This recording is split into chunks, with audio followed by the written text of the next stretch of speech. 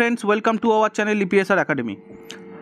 Recent একটি খুব গুরুত্বপূর্ণ আপডেট আপনারা সবাই পেয়েছেন, যেটা ওয়েস্ট বেঙ্গল এসএলএসটি বা এসএসসি স্কুল সার্ভিস কমিশনের নতুন নোটিফিকেশন আউট হবে এবং সেখানে বেশ অনেক সংখ্যক শিক্ষক নিয়োগ হবে।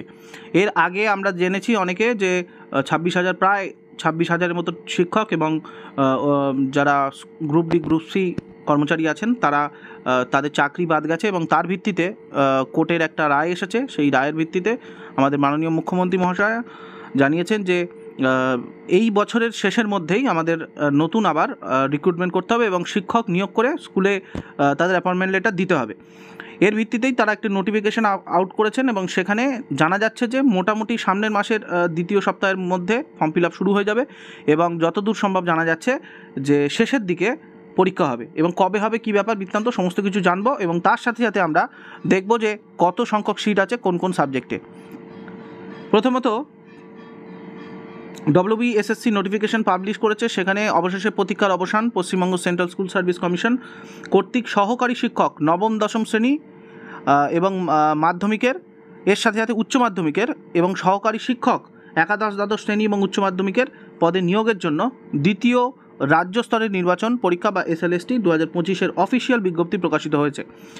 এই বহু প্রতীক্ষিত নিয়োগ প্রক্রিয়ার নতুন নির্দেশিকা বিস্তারিত নির্বাচন পদ্ধতি এবং উল্লেখযোগ্য সংখ্যক শূন্যপদ নিয়ে এসেছে, যা সম্পূর্ণরূপে পশ্চিমবঙ্গ স্কুল সার্ভিস কমিশন নবম দশম শ্রেণী এবং একাদশ দ্বাদশ শ্রেণীর সহকারী শিক্ষক পদে নিয়োগের জন্য নির্বাচন বা নিয়মাবলী রয়েছে, যেটা 2025 সালে হবে এবং এর দ্বারা আমরা জানতে পারবো এখানে কতগুলো ভ্যাকেন্সি আছে এবং সমস্ত কিছু আমরা দেখব। পুরো ডিটেলস ভিডিওটা যদি আপনারা দেখেন শেষ পর্যন্ত সেখানে দেখতে পাবেন, পুরো ডিটেলস আমরা জানবো এবং এর ভবিষ্যৎ কী হতে পারে।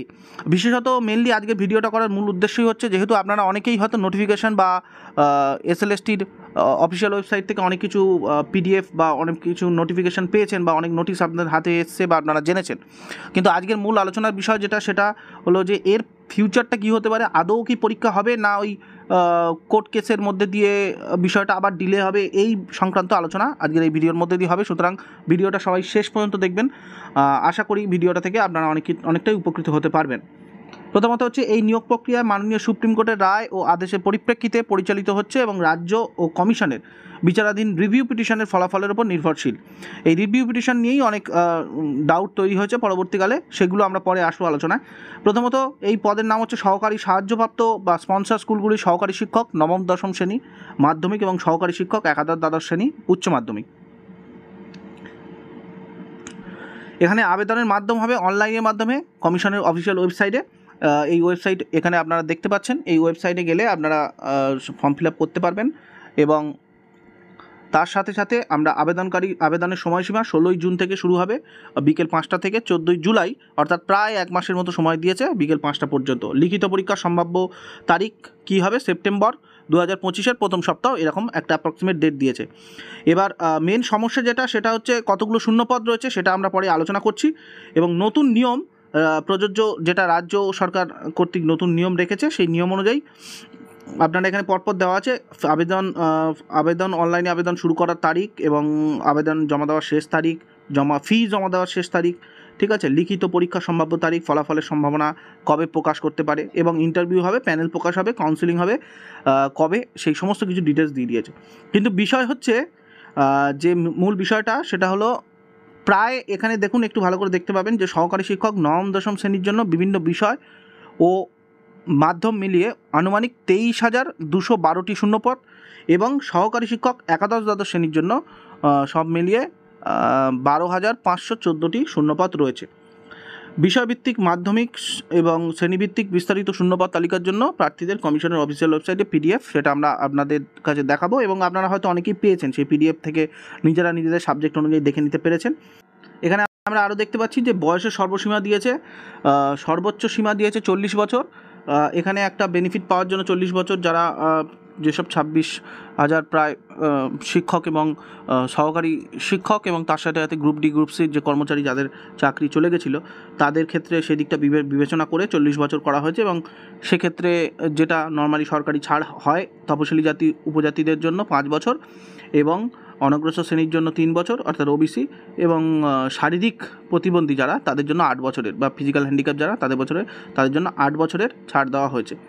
শিক্ষাগত যোগ্যতা এখানে নর্মাল যেরকম শিক্ষাগত যোগ্যতা প্রত্যেক বছর হয়ে থাকে বা নর্মালি যে শিক্ষাগত থাকে বিএড থাকতে হবে এবং এনসিটিই স্বীকৃত প্রতিষ্ঠান থেকে ব্যাচেলর অফ এডুকেশন বিএড থাকতে হবে, 50% নাম্বার থাকতে হবে কমপক্ষে স্নাতকোত্তর বিষয়ের ক্ষেত্রে, অথবা স্বীকৃত বিশ্ববিদ্যালয় থেকে স্নাতকোত্তর ডিগ্রিতে কমপক্ষে 50% নাম্বার, এবং এনসিটিই স্বীকৃত কোনো প্রতিষ্ঠান থেকে বিএড বা বিএসসি বিএড এগুলো থাকতে হবে।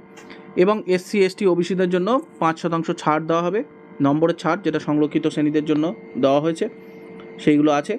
এই সমস্ত বিষয় আপনারা সবাই জানেন কম বেশি, তবে কত টাকা ফর্ম ফিল আপের জন্য লাগছে সেটা একটু জেনে নেওয়া দরকার। সেটা সহকারী শিক্ষক যারা আছে 9-10 জন্য তাদের ওবিসি হলে 500 টাকা, এসসি এসটি হলে 200 টাকা, আর সহকারী শিক্ষক 11-12 জন্য ওবিসি হলে 500 টাকা, এসসি এসটিদের জন্য 200 টাকা।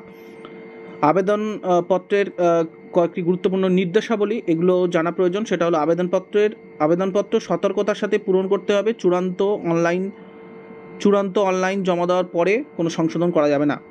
মাধ্যমিক বা সমতুল্য শংসাপত্র অনুযায়ী নাম, পিতার নাম, মাতার নাম এবং জন্ম তারিখ লিখতে হবে।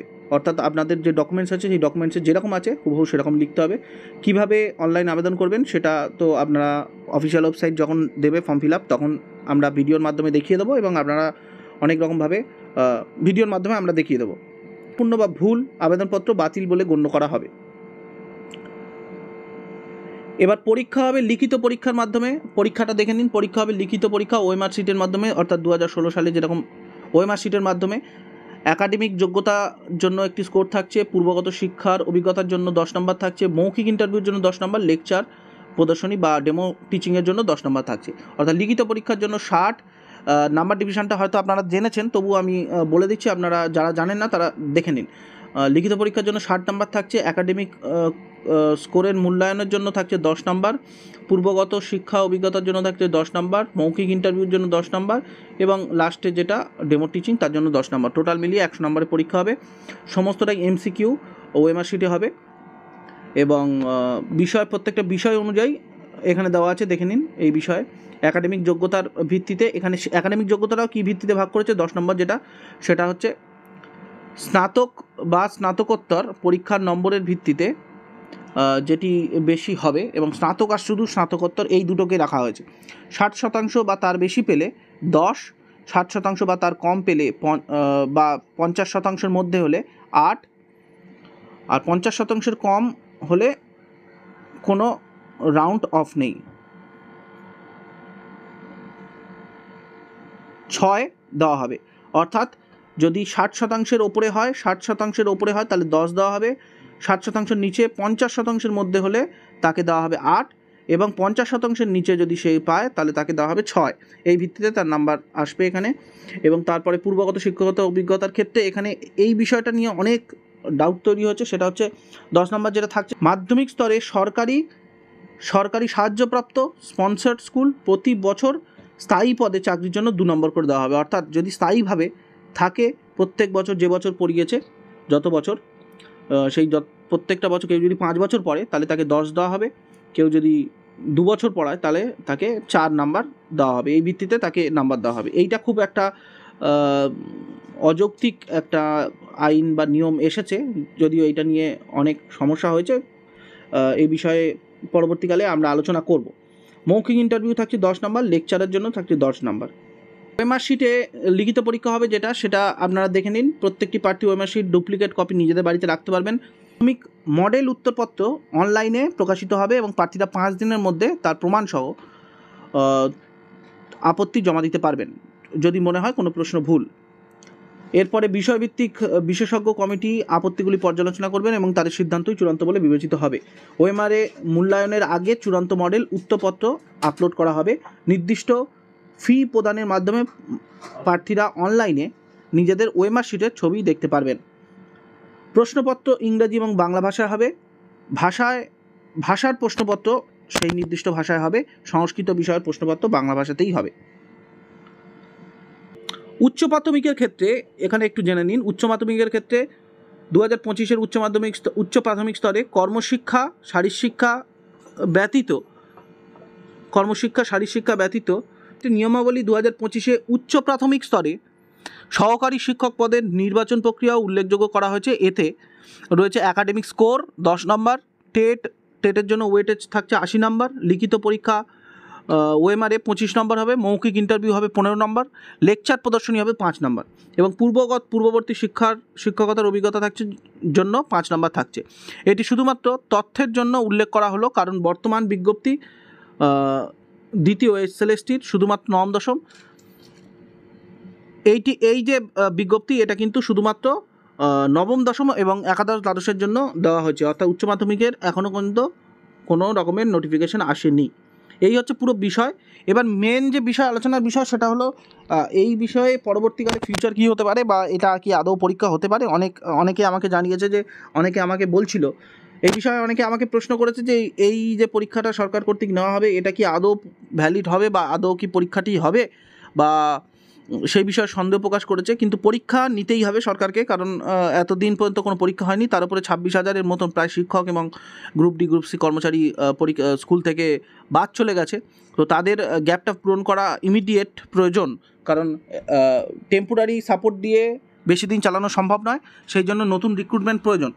এবার এই বিষয়টা দেখার প্রয়োজন যে 26,000-এর মধ্যে যেসব শিক্ষিকা রয়েছেন যারা চাকরি থেকে বাদ গেছেন, তাদের কতটা সুযোগ সুবিধা তারা পাচ্ছেন, বা তাদের জন্য বাকি যা শিক্ষার্থী যারা এখন নতুন অ্যাপ্লাই করবে বা ফ্রেশার যারা, তাদের কতটা হেল্প হবে বা তাদের কতটা বেনিফিট পাবে, বা তাদের আদৌ কি কোনো সমস্যা হচ্ছে সেটা দেখার বিষয়। পরবর্তীকালে যদি এই বিষয়ে কোনো আপডেট আমরা পাই অবশ্যই আপনাদের সামনে নিয়ে আসবো। মূল বিষয় সেটা হচ্ছে পরীক্ষা কিন্তু হবেই, এবং পরীক্ষা এই বছরের মধ্যে কমপ্লিট করে রিক্রুটমেন্ট প্রসেস কমপ্লিট করে অ্যাপয়েন্টমেন্ট লেটার দিতেই হবে সরকারকে। ঠিক আছে, তো কোর্টের রায় আছে, এই রায় অনুযায়ী কিন্তু চলতেই হবে সরকারকে। সুতরাং আপনারা কেউ হতাশ হবেন না, পরীক্ষা হবেই, আপনারা নিজেদের মতো প্রস্তুতি নিন। তবে নিয়মকানুনে হয়তো একটু পরিবর্তন হতে পারে, এবং পরীক্ষা ওএমআর শিটেই হবে। সুতরাং আপনারা সেই অনুযায়ী প্রস্তুতি নিতে থাকুন, এটাই আমাদের তরফ থেকে বলার। এবং যদি ফার্দার কোনো আপডেট আসে সেই বিষয়ে আপনাদের অবশ্যই জানানো হবে আমাদের এই চ্যানেলের তরফ থেকে। চ্যানেলের সাথে কানেক্টেড থাকবেন, এবং যারা এখনও পর্যন্ত সাবস্ক্রাইব করেনি তারা সাবস্ক্রাইব করে নেবেন ইপিএসআর একাডেমি। দেখা হচ্ছে নতুন আরেকটি গুরুত্বপূর্ণ ভিডিওতে। ততক্ষণ পর্যন্ত সবাই সুস্থ থাকবেন, ভালো থাকবেন। Thank you, thanks for watching.